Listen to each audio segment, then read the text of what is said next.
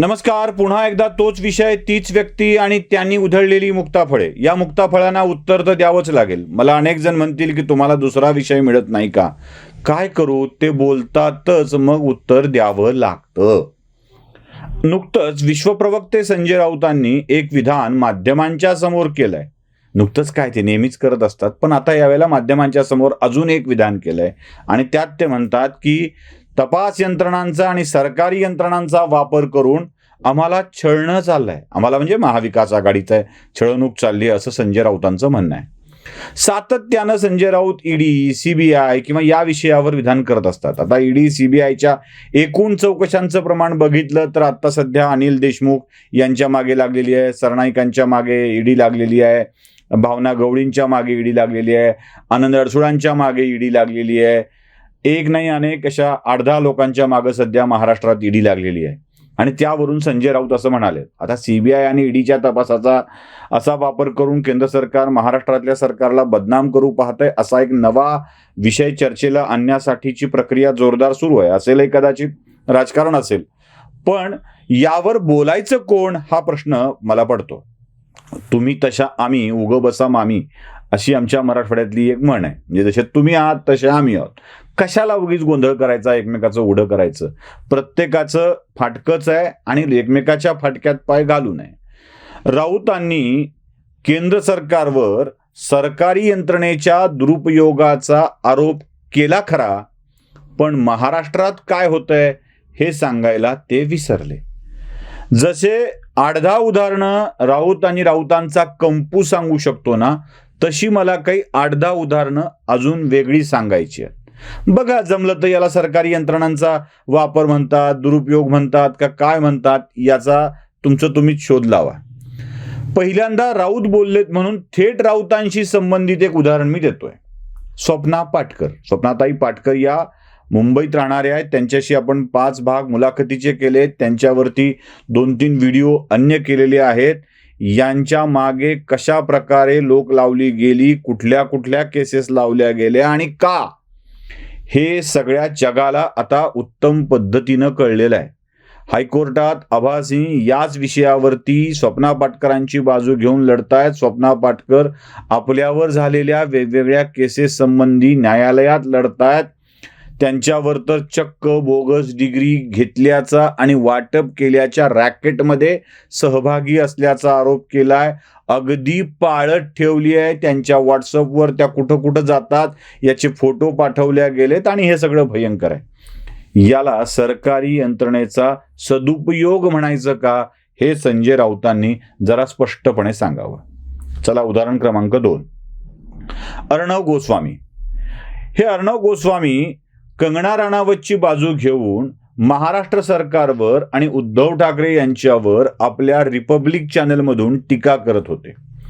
आता ही टीका बघवली नाही म्हणून जुनं काही वर्षापूर्वीचं एक प्रकरण काढलं गेलं आणि वादग्रस्त सचिन वाझेकडून, इन्काउंटर फेम सचिन वाझेकडून अर्णव गोस्वामीला अक्षरशः बळजबरी अटक केली गेली आणि त्यांना तळोजाच्या कारागृहात पाठवण्यात आलं. जामीन लवकर मिळाला नाही. याला काय म्हणायचं? सरकारी यंत्रणेचा सदुपयोग आहे हा. चला, ज्या कंगना राणावतचं उदाहरण तिसरं देतो तुम्हाला. ज्या कंगना राणावतसाठी लढले होते अर्णव गोस्वामी, त्या कंगना राणावतचं मुंबईतलं कार्यालय अतिक्रमणात येतं म्हणून बुलडोजर लावून पाडलं आणि उखाड दिया अशी हेडिंग जोरदार छापली.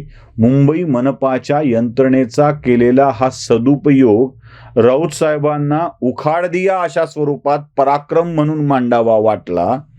याला काय म्हणायचं? सरकारी यंत्रणेचा दुरुपयोग की सदुपयोग, तुम्ही सांगा. पत्रकार राहुल कुलकर्णीला उस्मानाबादहून अटक करून मुंबईपर्यंत नेलं आणि मुंबईत नेल्यावरती राहुल कुलकर्णींना रात्र जेलमध्ये काढावी लागली. दुसऱ्या दिवशी जामीन मिळाला आणि पुढे त्या केसचं काय झालं हे सगळ्या जगाला ठाऊक आहे. राहुल कुलकर्णीला केवळ आणि केवळ एका कारणासाठी अटक केली होती आणि ते कारण देखील सरकारी यंत्रणेचा दुरुपयोगाचंच होतं. म्हणजे राहुल कुलकर्णीची अटक ही सरकारी यंत्रणेचा दुरुपयोगच होती. कंगना राणावतवरती कारवाई ही सरकारी यंत्रणेचा दुरुपयोग होती. अर्णव गोस्वामीची अटक ही सरकारी यंत्रणेचा दुरुपयोग होती. आणि या प्रत्येक प्रकरणात न्यायालयात सरकार तोंडावर पडलंय हे देखील विसरून चालणार नाही. मी तुम्हाला आतापर्यंत 4 उदाहरणं सांगितले, तर 5वं सांगतोय. ज्या कारणासाठी राहुल कुलकर्णीला अटक झाली होती ते कारण होतं राज्याच्या तत्कालीन गृह विभागाच्या प्रधान सचिवांनी बँकेच्या आरोपींना खंडाळ्यावरून महाबळेश्वरला जाण्यासाठी पास दिला होता आणि त्यात फॅमिली फ्रेंड असल्याचं म्हटलं होतं. लॉकडाऊनच्या काळात कुणालाच परवानगी नव्हती आणि ते वादवान कुटुंबीय बँकेचे आरोपी होतं. हा देखील सरकारी यंत्रणेचा दुरुपयोगच होता. चला आतापर्यंतची मोजा परत एकदा. स्वप्ना पाटकर 1, अर्णव गोस्वामी 2, राहुल कुलकर्णी 3, कंगना राणावत 4, वाधवानला 5 अशी 5 प्रकरणं मी तुम्हाला सांगितली. चला 6व्या प्रकरणावर येतो. राज्याचे गृहनिर्माण मंत्री जितेंद्र आव्हाड यांनी अनंत करमुसे या तरुणाला फेसबुकवर पोस्ट टाकल्याचा आरोप करत आणि ती बदनामीची असल्याचा आरोप करत बंगल्यावर बोलवून नेलं. नेताना सोबत पोलीस होते, त्यांचे अंगरक्षक होते. मारलं, बेफाम मारलं, बेछूट मारलं आणि परत सोडून दिलं. पोलिसांच्या करवी एका नागरिकाला उचलून घेऊन जाणं आणि त्याला आपल्या बंगल्यावर नेऊन मारहाण करणं, यात आव्हाडांना अटक झाली आहे, जामीन झाला आहे. आव्हाड जामिनावर बाहेर आहेत. म्हणजे तुम्हाला मी सांगतो की कुठली कुठली प्रकरणं कशी कशी आहेत. चला हे 6वं प्रकरण झालं आव्हाडांचं, करमुसेंचं. 7व्या प्रकरणावर जाऊ. माजी मंत्री, आता माजी झाले, संजय राठोड यांच्याशी संबंध असल्याच्या कारणामुळे एक मुलगी आत्महत्या करते पुण्यामध्ये आणि त्या मुलीच्या प्रकरणात पुढे त्या संजय राठोड यांच्यावरती कोणतीही कारवाई होत नाही. पुणे पोलीस गुन्हा देखील दाखल करत नाहीत. याला काय म्हणायचं? हा सरकारी यंत्रणेचा सदुपयोग आहे का? राऊत साहेब, ते करणं आवश्यक आहे. चला जरा पुढे जाऊया. संजय राठोडांचं प्रकरण तर आहेच आहे. 7वं झालं, 6वं झालं. 7व्या प्रकरणाकडे जाऊ. मुंबईतल्या एका आमदारानं कंत्राटदारावरती अक्षरशः कचरा फेकला होता. आठवत आहे? कांदिवलीच्या आमदारानं कंत्राटदाराला रस्त्यावर बसवून तुंबलं म्हणून कचरा फेकला, शिवीगाळ केली, मारहाण केली. त्याचं काहीही वाकडं झालं नाही. हा पुढचा विषय. चला 8वं प्रकरण सांगतो. नारायण राणे यांनी मी तिथे असतो तर झापड मारली असती असं वाक्य केल्याने नारायण राणेंच्या विरोधात गुन्हा दाखल करण्यात आला. नारायण राणेंना अटक झाली.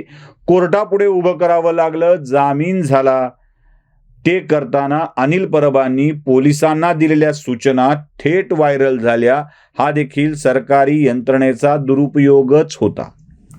नारायण राणेंच्या पत्नी आणि मुलावरती लुकआउट नोटीस पाठवणे किंवा त्यांना पकडण्यासाठीचे प्रयत्न करणे एका कर्जाच्या प्रकरणामध्ये ही पुणे पोलिसांनी केलेली कृती देखील अशीच सरकारी यंत्रणेच्या दुरुपयोगाचीच होती. हे राऊत साहेब विसरलेले आहेत. नारायण राणे असतो तर मारली असती, जर तरची भाषा वापरले, पण तुमचा हिंगोली जिल्ह्यातला कळमनुरीचा आमदार थेट कोथळा बाहेर काढण्याची धमकी देतो आणि त्याच्यावर साधा गुन्हा देखील दाखल होत नाही. हा देखील सरकारी यंत्रणेचा दुरुपयोगच आहे. 8, 9 किती प्रकरणं सांगतोय बघा, मोजत राहा. त्या पुढे जाऊया आपण. वाझे जेव्हा अटक होण्याची वेळ आलेली नव्हती आणि वाझेवरती विधिमंडळामध्ये मनसुख हिरेंच्या खून प्रकरणात सहभागी असल्याचा आरोप होत होता. अँटेलियाच्या स्फोटकात सहभागी असल्याचा आरोप होत होता. पुराव्यासह विधिमंडळात देवेंद्र फडणवीस जेव्हा मुद्दे मांडत होते तेव्हा महाराष्ट्राच्या मुख्यमंत्र्यांनी पत्रकार परिषदेत विधान केलं होतं, वाझे का लादेन आहे का? आणि महाराष्ट्राच्या गृहमंत्र्यांनी विधिमंडळात विधान केलेलं होतं. ते म्हणाले होते, तुमच्या अर्णवला पकडल्यामुळं वाझेवरती तुमचा राग आहे का? एकीकडं महाराष्ट्राचे मुख्यमंत्री आणि महाराष्ट्राचे गृहमंत्री त्या वाझेविषयी खूप चांगलं बोलतात, त्याला मागं घालायचा प्रयत्न करतात. हा देखील सरकारी यंत्रणेचा दुरुपयोगच आहे. अशी कितीतरी उदाहरणं राऊत साहेब सांगता येऊ शकतील जे महाराष्ट्रात सरकारी यंत्रणेचा दुरुपयोग करून अशा प्रकारे कृती केलेल्या आहेत. आता त्या दिशा सलियांच्या मृत्यू प्रकरणात काय झालंय हा देखील एक प्रश्न आहे. त्याची चौकशी का होत नाहीये हा देखील एक प्रश्न आहे. इथेही सरकारी यंत्रणेचा दुरुपयोग आहे का? बिहार सरकारने सीबीआय चौकशी करायसाठी मागणी केल्यानंतर महाराष्ट्रात जेव्हा बिहार पोलिसांचं पथक येतं तेव्हा सीबीआयचं पथक येतं, तेव्हा त्या पथकाला क्वारंटाईन करण्याची सूचना देणाऱ्या मुंबईच्या महापौर या सरकारी यंत्रणेचा दुरुपयोगच करत होत्या. का दिशा सलियांच्या आणि सुशांत सिंगच्या प्रकरणामध्ये तुम्हाला चौकशी व्हावी असं वाटत नाही आणि का त्यासाठी महाराष्ट्रातली यंत्रणा राबवली जाते आहे हा देखील सरकारी यंत्रणेचा दुरुपयोगच म्हणायला हवा. राऊत साहेब, तुम्ही तशा आम्ही उग बसा मामी असं म्हणून केंद्रावर आरोप करण्यापेक्षा आपणही त्याच प्रकारचं राजकारण करतो आहोत आणि त्याला उत्तर तशाच पद्धतीनं दिलं जात असेल तर केंद्रानं केलेल्या कृतीवर ओरड करण्याचा अधिकार आपल्याला पोचत नाही, हे लक्षात घ्या. व्हिडिओ आवडला असेल तर लाईक, शेअर आणि सबस्क्राईब नक्की करा. धन्यवाद.